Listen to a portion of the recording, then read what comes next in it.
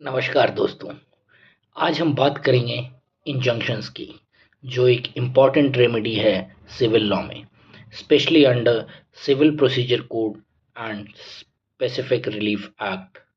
Simple words में, injunction एक ऐसा जुडिशियल ऑर्डर है जिसमें कोर्ट किसी पार्टी को कुछ करने से रोकता है या कुछ करने के लिए कहता है। मतलब एक प्रोहिबिटरी इंजंक्शन हो सकता है जिसमें किसी को रोका जाता है, और एक मैंडेटरी इंजंक्शन जिसमें किसी को स्पेसिफिक एक्ट परफॉर्म करना होता है।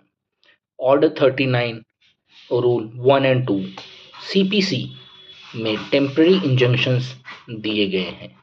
ये तब दिए जाते हैं जब प्राइमा फेसी केस हो, बैलेंस ऑफ कन्वीनियंस एप्लीकेंट के फेवर में हो, और इर्रिपेरेबल इंजरी हो सकती हो बिना इंजंक्शन के।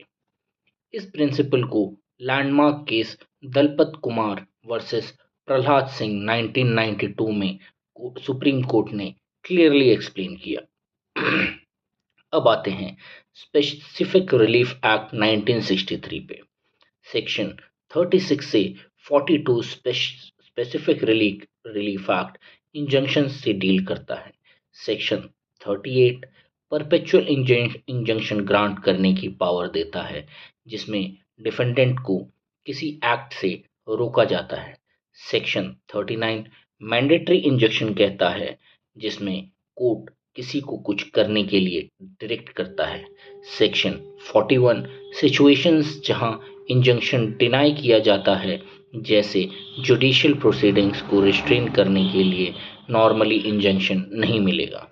एग्जाम्पल, काशी मठ संस्थान वर्सेस श्रीमद सुधींद्र तीर्थ स्वामी 2010 के केस में सुप्रीम कोर्ट ने क्लैरिफाई किया था कि इंजंक्शन इक्विटेबल रिलीफ है और बिना क्लीन हैंड्स के क्लेमेंट को रिलीफ नहीं मिलेगा। इंजंक्शन एक इक्विटेबल और डिस्क्रिशनरी रेमेडी है। कोर्ट तभी ग्रांट करेगा जब एप्लीकेंट जेन्युइनली प्रोटेक्ट करना चाहता है अपने राइट्स को और मिसयूज नहीं कर रहा हो।